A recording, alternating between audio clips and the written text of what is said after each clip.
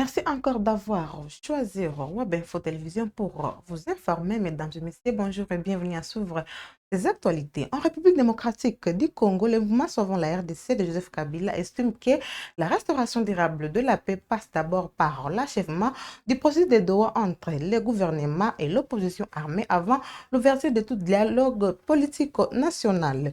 Plus d'explications dans cet élément. Dans un contexte sécuritaire toujours marqué par la persistance de violences dans l'est du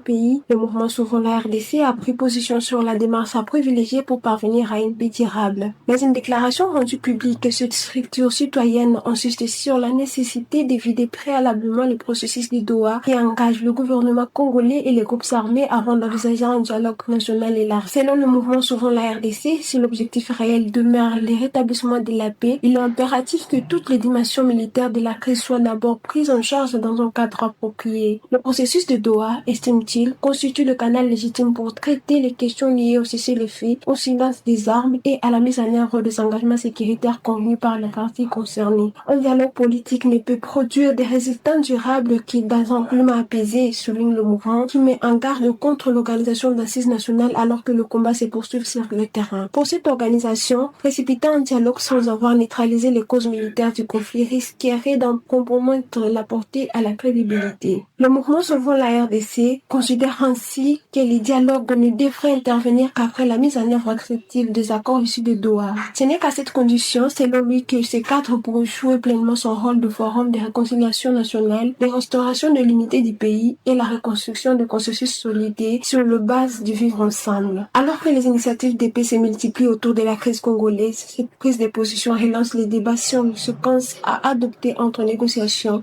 sécurité et dialogue politique au cœur des attentes d'une population éprouvée par des années de conflits. Différent entre la RDC et Pays Service, le gouvernement congolais, à travers un communiqué officiel du ministère du Portefeuille, accuse l'entreprise américaine d'avoir revendiqué à tort une qualité bancaire pour tenter d'accéder aux fonds publics. Les autorités demandent tout décaissement et rejettent les accusations de corruption. Commentaire.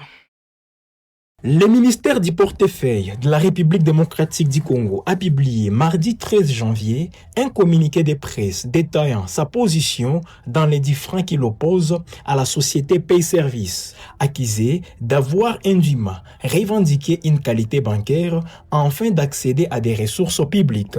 Selon les autorités congolaises, plusieurs publications médiatiques récentes, notamment celles relayées par Africa Intelligence, présenteraient les dossiers de manière juridiquement erronée et incomplète. Le ministère affirme que des éléments déterminants officiellement transmis par l'État congolais avant publication auraient été occultés. Au cœur du litige figure la question du statut juridique des Pay Services.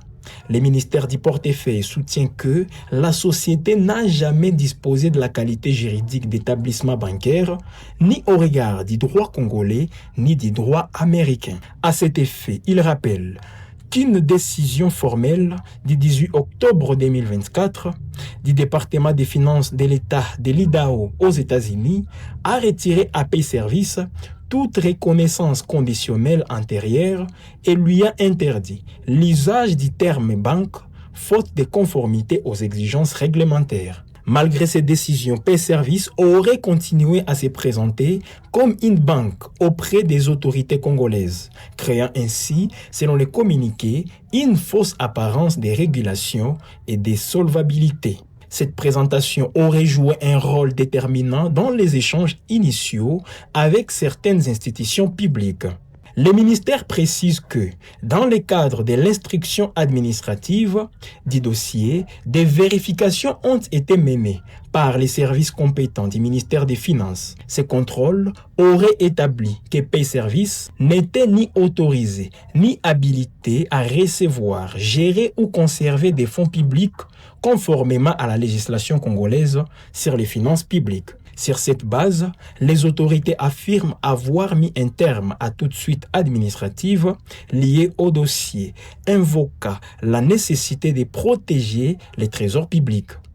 Les communiqués insistent sur le fait qu'aucun transfert des fonds n'a été effectué en l'absence d'autorisation réglementaire et d'accord formel du ministère des Finances. Les affirmations évoquant des prétendus investissements de 70 millions de dollars américains sont qualifiées par les gouvernements de dépourvus de toute base juridique, budgétaire ou comptable. Le ministère souligne également que la société n'est disposée ni d'état financier certifié, ni d'audit indépendant, ni même d'une définition claire de la valeur nominale de ses actions. Par ailleurs, les allégations relatives à un contrat entre PSS Akiba et la Cadeco sont formellement démenties par les autorités congolaises. En réponse aux accusations de corruption et de pression formulées après les refus des paiements, le ministère du portefeuille évoque une stratégie de représailles visant à détourner l'attention de l'élément central du dossier, à savoir la revendication d'une fausse qualité bancaire. Il estime que la rupture des relations avec Payservice relève d'un acte de bonne administration conforme aux standards de vigilance appliqués également par les autorités américaines. En conclusion, le gouvernement congolais considère ces dossiers comme celui d'une entreprise privée ayant tenté, sur la base d'un statut bancaire infondé, d'obtenir jusqu'à 20 millions de dollars du trésor public congolais. La RDC affirme rester disposée à coopérer avec toute juridiction compétente tout en se réservant les droits d'exercer toutes les voies des droits nécessaires pour défendre sa souveraineté financière et l'intégrité de ses institutions. À Kinshasa, le service national renforce son appui au secteur de l'éducation. Pour la deuxième fois, à moins d'une semaine, cette structure étatique a fait escalade au quartier Kanluka dans la commune d'Ngalima où 500 bons pupitres ont été remis aux 3 écoles conventionnées catholiques afin d'améliorer les conditions d'apprentissage des élèves. Reportage. Le geste est peut-être répétitif, mais sa portée est hautement patriotique. C'est ainsi que les responsables de l'EP1 et 7 Kimpangi, ainsi que du lycée technique Tolendisa Kanluka, ont salué cette dotation en bons pupitres par le service national au nom du chef de l'État. Dans ce coin presque perdu de Kinshasa, cette attention particulière du président Tshisekedi a tout de suite cédé la place à la gratitude. Nous avons un sentiment de joie, de gratitude pour ce que le chef, notre autorité numéro 1, a fait pour la cité de Kanluka. 500 bons pupitres pour ces 3 établissements scolaires, l'un des résultats palpables de la transformation des jeunes colonnes d'hier, un modèle de réinsertion réussi que beaucoup ici appellent à pérenniser. Coup de chapeau au service national pour tout ce qu'elle fait pour les jeunes délinquants.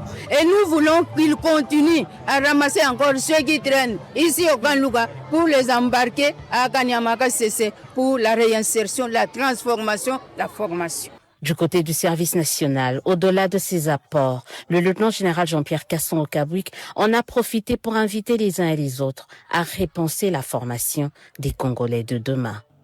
Voilà ce qui peut arriver lorsqu'on veut. Si donc des jeunes Koulouna peuvent devenir en moins de 3 ans des hommes utiles pour le pays, que ne peut-on pas faire pour ces jeunes élèves?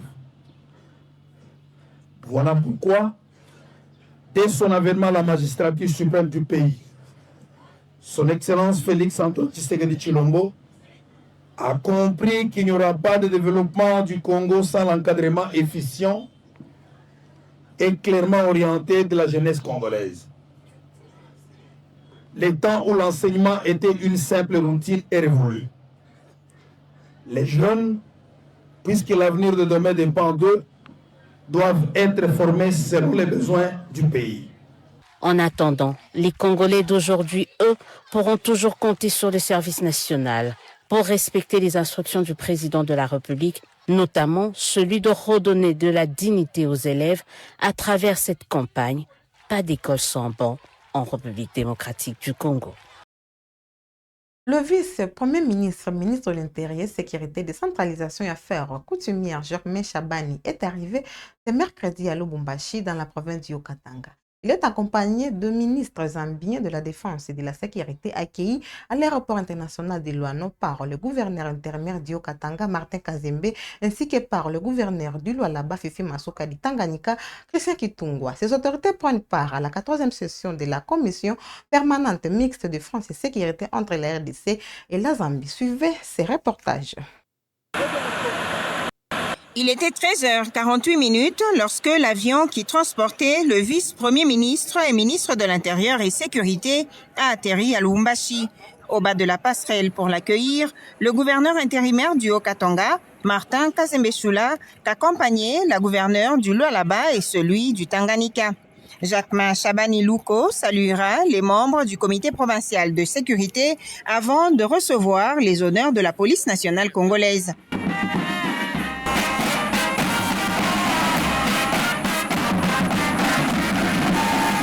Plusieurs personnalités politico-administratives ont fait le déplacement de l'aéroport international de la Luano pour accueillir le patron de la territoriale congolaise.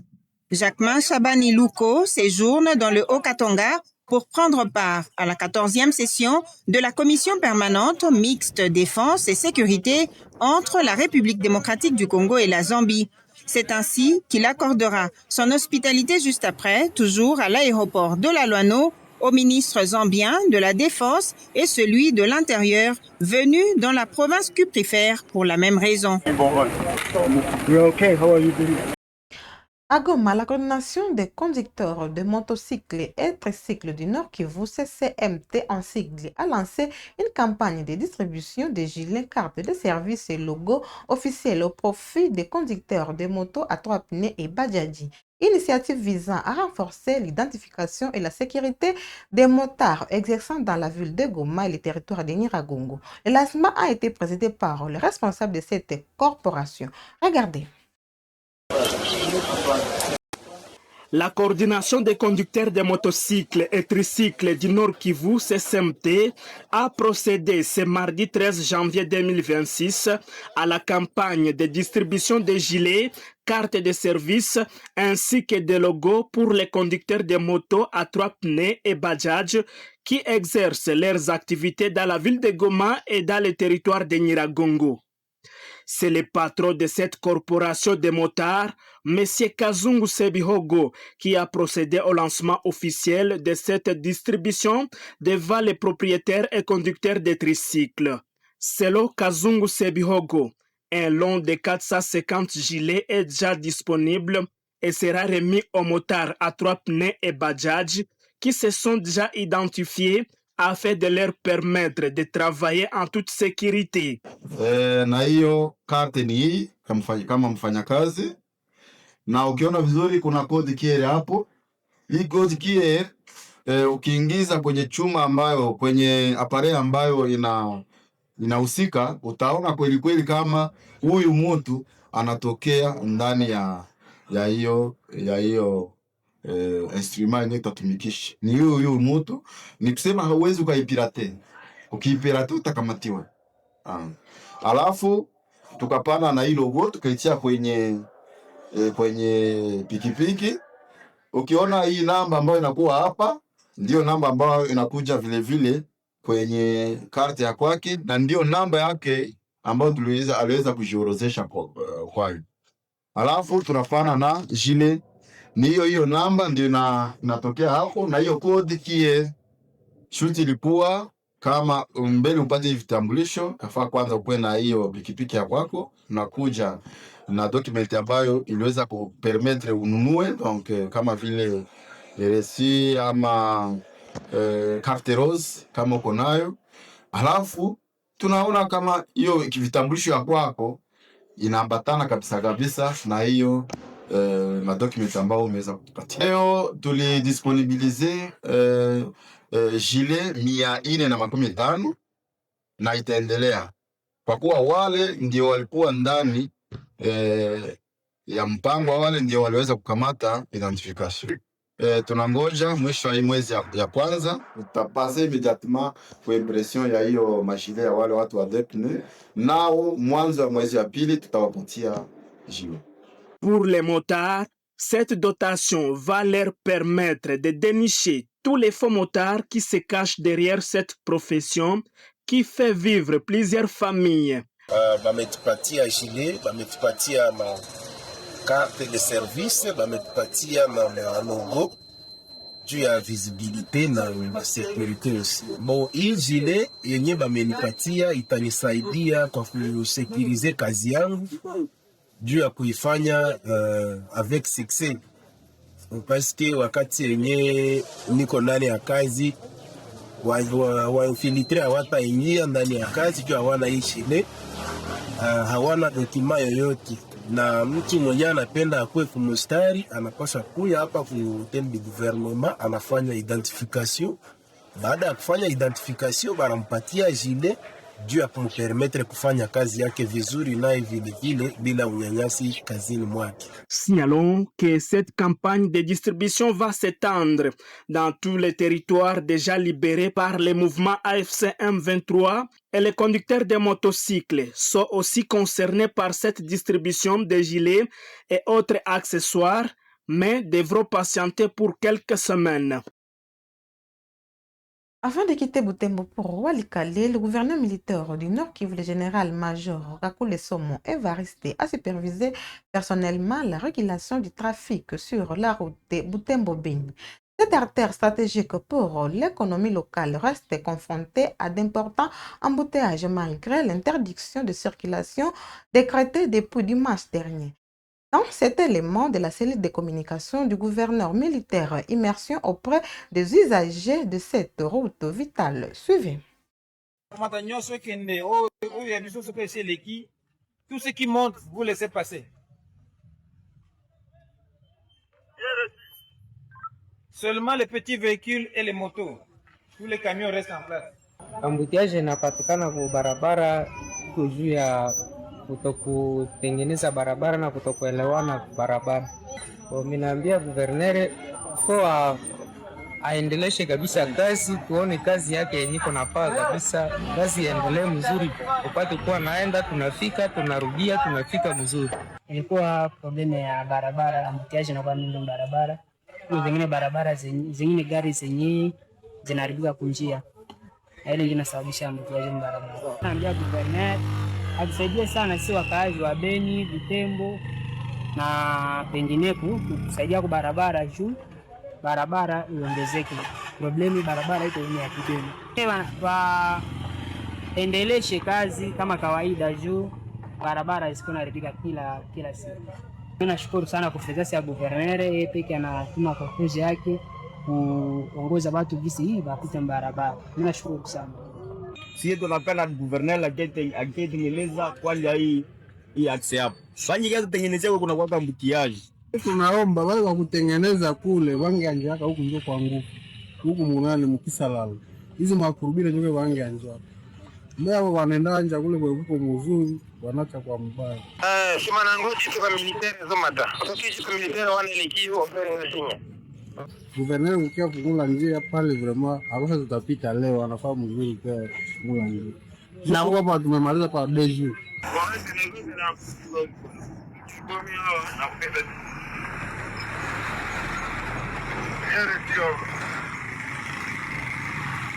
Anafaa mzuri kukia tusaidia tupite hata mu journal leo.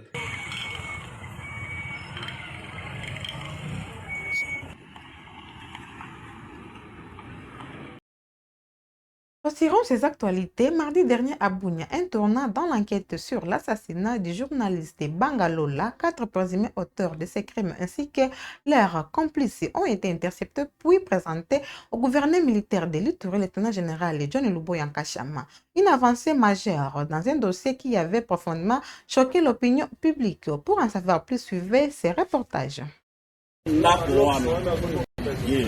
Prise au dépourvu, au moins 4 présumés assassins du journaliste Bangalolé interceptés par la police nationale congolaise sont présentés au gouverneur militaire de la province de l'Uturi ce mardi 13 janvier 2025. Présumés auteurs du meurtre du 29 décembre de l'an dernier, ces assaillants ainsi que leurs chaînes ont été livrés à la vue du public à l'esplanade du gouvernorat de l'Uturi par les commissaires provinciaux de la PNC Ituri. Il a été secoué par la mort d'un journaliste et les journalistes sont montés au créneau. l'enquête de la police nous a conduit à arrêter 4 et de ces 4, on a remonté pour arriver jusqu'à une dizaine. À côté d'eux, c'est également une suite de criminels interceptés après divers forfaits en début de cette semaine qui a été présentée. Vous nous avez interpellés sur le vol des motos. Depuis un certain temps, la police était derrière ces voleurs de motos et l'enquête nous a conduit à interpeller les receleurs. Le gouverneur militaire de l'Uturi, qui se félicite de ces jolis coups de filet des agents de l'ordre, appelle les Ituriens à prendre conscience du développement de la province et à s'investir pour leur avenir plutôt que de sombrer dans des antivaleurs sans demain. Bunia est devenue une grande ville. Et en tant que grande ville, voyez toutes ces maisons-là qui sont en train de pousser. Voyez le développement. Donc le banditisme aussi, quelque part, c'est un banditisme qui commence aussi à beaucoup évoluer. Mais nous faisons tous les efforts. Très rare, vous verrez des villes où on a mis des dispositions comme ici à Boulogne. Donc tout est mis en œuvre pour qu'il y ait la sécurité. Mais des fois, comme on ne peut pas mettre un policier devant toutes les maisons, ça peut arriver. Mais quand ça arrive, nous ne sommes pas contents. Mais il ne faut pas utiliser ça pour diviser les gens. Surtout pour diviser les communautés. C'est pas bon. Nous, on est là pour tous les Ituriens et on continuera à travailler pour tous les Ituriens. L'autorité de la province a réitéré ce vœu le meilleur à toute la population iturienne. Il promet s'investir comme déjà dans la traque criminelle et appelle la population par le même biais au pardon mutuel et à la cohésion. C'est par cet élément que nous clôturons ces actualités. N'oubliez pas de vous abonner, de cliquer sur la cloche des notifications pour ne rien manquer sur votre chaîne Web Info Télévision. Portez-vous bien.